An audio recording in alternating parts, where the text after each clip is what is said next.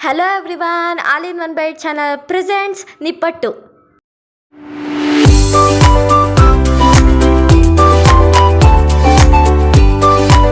ಈ ನಿಪ್ಪಟ್ಟಂತೂ ತುಂಬ ಕ್ರಿಸ್ಪಿಯಾಗಿರುತ್ತೆ ಮತ್ತು ಟೇಸ್ಟಿಗೂ ಕೂಡ ಇರುತ್ತೆ. ನೀವು ಕೂಡ ಮನೇಲಿ ಒಂದ್ಸಲಿ ಟ್ರೈ ಮಾಡಿ ಹೇಗೆ ಬಂತು ಅಂತ ಕಮೆಂಟ್ ಮಾಡಿ.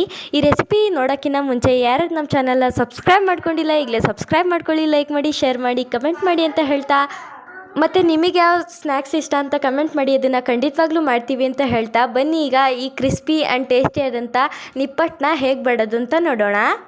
ಮೊದಲನೇದಾಗಿ ಈಗ ಸ್ಟವ್ ಮೇಲೆ ಮೀಡಿಯಮ್ ಫ್ಲೇಮಲ್ಲಿ ಒಂದು ಪ್ಯಾನ್ ಇಟ್ಕೊಳ್ಳಿ. ಅದಕ್ಕೆ ಕಡಲೆ ಬೀಜ ಮೆಷರ್ಗೋಸ್ಕರ ಒಂದು ಬೋಲ್ ತೊಗೊಳ್ಳಿ. ಆ ಬೋಲಲ್ಲಿ ಅರ್ಧ ಬೋಲ್ ಆಗೋಷ್ಟು ಪೀನಟ್ಸ್ ಅಂದರೆ ಕಡಲೆ ಬೀಜನ ಹಾಕ್ಕೊಂಡು ಮೀಡಿಯಮ್ ಫ್ಲೇಮಲ್ಲಿ ಈ ಥರ ಕಲರ್ ಚೇಂಜ್ ಆಗೋ ತನಕ ಹುರ್ಕೋಬೇಕು.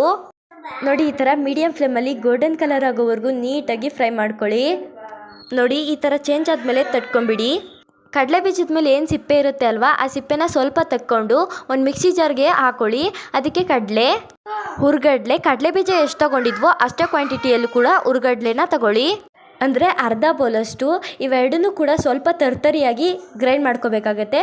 ಮತ್ತು ಈ ಕಡೆ ಒಂದು ಮಿಕ್ಸಿಂಗ್ ಬೌಲ್ಗೆ ಮೆಷರಿಂಗ್ ಬೌಲಲ್ಲಿ 2 ಕಪ್ ಆಗೋಷ್ಟು ಅಕ್ಕಿ ಹಿಟ್ಟನ್ನ ತೊಗೊಂಡಿದ್ದೀವಿ. ಅಕ್ಕಿ ಹಿಟ್ಟನ್ನ ನೀಟಾಗಿ ಈ ಥರ ಜರಡಿ ಇಟ್ಕೋಬೇಕು. ನೋಡಿ, ಈ ಥರ ಜರಡಿ ಹಿಡ್ಕೊಂಡಾದ್ಮೇಲೆ ಇದಕ್ಕೆ ನಾವೇನು ಗ್ರೈಂಡ್ ಮಾಡ್ಕೊಂಡಿದ್ವಿ ಅಲ್ವಾ ತರ್ತರಿಯಾಗಿ, ಆ ಮಿಕ್ಸ್ಚರ್ನ ಇದ್ರೊಳಗಡೆ ಹಾಕೊಳ್ಳಿ. ಮತ್ತು ಈಗ ಇದಕ್ಕೆ 1 ಟೀ ಸ್ಪೂನ್ ಆಗೋಷ್ಟು ಜೀರಿಗೆ ಮತ್ತು 1 ಟೀ ಸ್ಪೂನ್ ಆಗೋಷ್ಟು ಎಳ್ಳು, 1 ಟೀ ಸ್ಪೂನ್ ಆಗೋಷ್ಟು ಜೀರಿಗೆ ಮತ್ತು 1 ಟೀ ಸ್ಪೂನ್ ಆಗೋಷ್ಟು ಎಳ್ಳು, 1 ಟೇಬಲ್ ಸ್ಪೂನ್ ಆಗೋಷ್ಟು ಚಿಲ್ಲಿ ಫ್ಲೇಕ್ಸ್ ಹಾಕ್ಕೊಳ್ಳಿ. ಅಕಸ್ಮಾತ್ ಚಿಲ್ಲಿ ಫ್ಲೇಕ್ಸ್ ಇಲ್ಲ ಅಂದರೆ ಮತ್ತು ಇದಕ್ಕೆ ಕರಿಬೇವಿನ ಸೊಪ್ಪು ಈ ಥರ ಪುಡಿ ಮಾಡಿಬಿಟ್ಟು ಹಾಕ್ಕೊಳ್ಳಿ. ಮತ್ತು ರುಚಿಗೆ ತಕ್ಕಷ್ಟು ಉಪ್ಪನ್ನ ನೋಡ್ಕೊಂಡು ಹಾಕ್ಕೊಳ್ಳಿ. ಉಪ್ಪನ್ನ ಹಾಕ್ಕೊಂಡಾದ್ಮೇಲೆ ಮತ್ತು ಈ ಕಡೆ ಸ್ಟವ್ ಮೇಲೆ ಲೋ ಫ್ಲೇಮಲ್ಲಿ ಎಣ್ಣೆ ಕಾಯಕ್ಕೆ ಇಟ್ಕೋಬೇಕು. 2 ರಿಂದ 3 ಟೇಬಲ್ ಸ್ಪೂನ್ ಆಗೋಷ್ಟು ಕುಕ್ಕಿಂಗ್ ಆಯಿಲ್ನ ಬಿಸಿ ಮಾಡೋಕ್ಕೆ ಇಟ್ಕೊಳ್ಳಿ.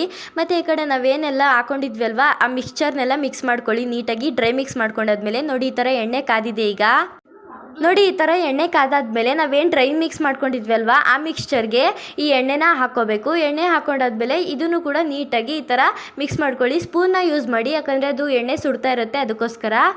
ನೋಡಿ, ಈ ಥರ ಮಿಕ್ಸ್ ಮಾಡ್ಕೊಂಡಾದ್ಮೇಲೆ ಎಣ್ಣೆ ಸ್ವಲ್ಪ ಆರಾದ್ಮೇಲೆ ಈ ಥರ ನಮ್ಮ ಕೈಯಲ್ಲಿ ಉಂಡೆ ಕಟ್ಟಿದ್ರೆ ಅದು ಉಂಡೆ ಆಗ್ತಿರ್ಬೇಕು, ಆ ಥರ ಮಿಕ್ಸ್ ಮಾಡ್ಕೋಬೇಕಾಗತ್ತೆ. ಆಮೇಲೆ ಇದಕ್ಕೆ ಸ್ವಲ್ಪನೇ ನೀರು ಹಾಕ್ಕೊಂಡು ಚಪಾತಿ ಹಿಟ್ಟು ಅದಕ್ಕೆ ಬರುತ್ತೆ ಅಲ್ವಾ, ಅಲ್ಲಿವರೆಗೂ ಕಲಿಸ್ಕೋಬೇಕಾಗತ್ತೆ. ನೋಡಿ, ಇಲ್ಲಿ ತೋರಿಸ್ತಾ ಇರೋ ಥರ ಸ್ವಲ್ಪನೇ ನೀರು ಹಾಕ್ಕೊಂಡು ಈ ಥರ ಕಲಿಸ್ಕೊಳ್ಳಿ. ನೋಡಿ, ಇಷ್ಟು ಈಗ ಈ ಥರ ಕಲಿಸ್ಕೊಂಡಿದ್ದೀವಿ ನಾವು. ಈಗ ನೋಡಿ, ಈ ಥರ ಚಪಾತಿ ಹಿಟ್ಟು ಅದಕ್ಕೆ ಬಂದರೆ ಸಾಕು. ಮತ್ತು ಈಗ ಈ ಕಡೆ ಒಂದು ಪ್ಯಾನ್ಗೆ ಎಣ್ಣೆ ಕಾಯಕ್ಕೆ ಇಟ್ಕೋಬೇಕು. ಮೀಡಿಯಮ್ ಫ್ಲೇಮಲ್ಲಿ ಸ್ಟವ್ ಮೇಲೆ ಎಣ್ಣೆ ಕಾಯಕ್ಕೆ ಇಟ್ಕೊಳ್ಳಿ. ನಾವಿಲ್ಲಿ ಆಯಿಲ್ದು ಕವರ್ ಇರುತ್ತಲ್ಲ, ಅದನ್ನು ಈ ಥರ ಕ್ಯೂಬ್ ಟೈಪ್ಗೆ ಕಟ್ ಮಾಡಿಕೊಂಡು ನಾವೇನು ಹಿಟ್ಟು ಕಳಿಸ್ಕೊಂಡಿದ್ವಿ ಅಲ್ವಾ, ಅದನ್ನು ಈ ಥರ ಉಂಡೆ ಮಾಡಿಬಿಟ್ಟು ಮತ್ತು ಈ ಕಡೆಯಿಂದ ಈ ಪೇಪರ್ನ ಫೋಲ್ಡ್ ಮಾಡಿಬಿಟ್ಟು ಅದ್ರ ಮೇಲೆ ಒಂದು ತಟ್ಟೆ ಇಟ್ಟು ಅದನ್ನು ಈ ಥರ ಪ್ರೆಸ್ ಮಾಡಬೇಕು.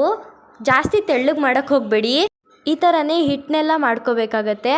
ನೋಡಿ, ಈ ಥರ ಆಗುತ್ತೆ. ಇದನ್ನು ತೆಗೆದ್ಬಿಟ್ಟು ನಾವೇನು ಎಣ್ಣೆ ಕಾಯಕ್ಕೆ ಇಟ್ಟಿದ್ವಿ ಅಲ್ವಾ, ಆ ಎಣ್ಣೆ ಒಳಗಡೆ ಹಾಕ್ಕೊಂಡು ಡೀಪ್ ಫ್ರೈ ಮಾಡ್ಕೋಬೇಕಾಗತ್ತೆ. ಅದೆಲ್ಲ ಫುಲ್ಲು ಗೋಲ್ಡನ್ ಕಲರ್ ಆಗಬೇಕು, ಅಲ್ಲಿವರೆಗೂ ಫ್ರೈ ಮಾಡ್ಕೊಳ್ಳಿ. ಒಂದೊಂದ್ಸಲಿ ಫ್ರೈ ಮಾಡ್ಬೇಕಾದ್ರೆ 3 ಅಥವಾ 5 ಹಾಕ್ಕೊಂಡು ಫ್ರೈ ಮಾಡ್ಕೋಬೋದು. ನೋಡಿ, ಈ ಥರ ನಿಧಾನಕ್ಕೆ ಮೀಡಿಯಮ್ ಫ್ಲೇಮಲ್ಲೇ ಫ್ರೈ ಮಾಡ್ಕೊಳ್ಳಿ. ಅದನ್ನು ಈ ಥರ ಗೋಲ್ಡನ್ ಬ್ರೌನ್ ಕಲರ್ ಆಗೋವರೆಗೂ ಫ್ರೈ ಮಾಡಿಕೊಂಡ್ರೆ ಸಾಕು. ಈ ಥರ ಆದಮೇಲೆ ಇದನ್ನು ತೆಕ್ಕೊಂಬಿಡಿ. ಅದೇ ಥರ ಎಲ್ಲದೂ ಕೂಡ ಮಾಡಿಕೊಂಡ್ರೆ ರೆಡಿ ಆಯಿತು. ತುಂಬ ಚೆನ್ನಾಗಿ ಬರುತ್ತೆ. ನೀವು ಕೂಡ ಮನೇಲಿ ಒಂದ್ಸಲಿ ಟ್ರೈ ಮಾಡಿ. ಹೇಗೆ ಬಂತು ಅಂತ ಕಮೆಂಟ್ ಮಾಡೋದನ್ನು ಮಾತ್ರ ಮರಿಬೇಡಿ. ವಿಡಿಯೋ ಇಷ್ಟ ಆಗಿದ್ರೆ ಪ್ಲೀಸ್ ಲೈಕ್ ಮಾಡಿ ಅಂತ ಹೇಳ್ತಾ, ಯಾರು ನಮ್ಮ ಚಾನಲ್ನ ಸಬ್ಸ್ಕ್ರೈಬ್ ಮಾಡ್ಕೊಂಡಿಲ್ಲ ಈಗಲೇ ಸಬ್ಸ್ಕ್ರೈಬ್ ಮಾಡ್ಕೊಳ್ಳಿ, ಲೈಕ್ ಮಾಡಿ, ಶೇರ್ ಮಾಡಿ, ಕಮೆಂಟ್ ಮಾಡಿ ಅಂತ ಹೇಳ್ತಾ ಮತ್ತೊಂದು ವಿಡಿಯೋದಲ್ಲಿ ಸಿಗೋಣ. ಅಲ್ಲಿವರೆಗೂ ಬಾಯ್ ಬಾಯ್.